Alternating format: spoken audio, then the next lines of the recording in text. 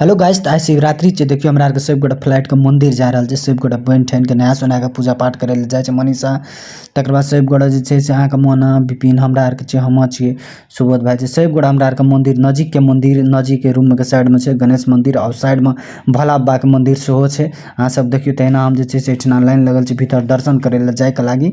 त देखियो कते बड़का लाइन छै। आई शिवरात्रि छै त संपूर्ण हमर व्यूअर्स हमरा चिन्हे वाला नहीं चिन्हे वाला सब गोटा के आई के शिवरात्रि के बहुत रास शुभकामना है। तहिना हम देखियो और विपिन जे छै से पाछू में हम विपिन गोड़ लाग के परिक्रमा ला रहल छी मंदिर का।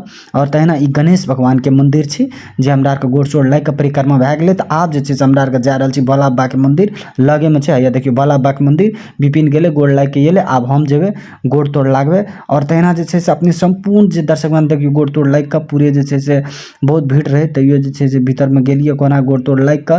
आब जे छै से एठना जे छै से महाराजी बाबा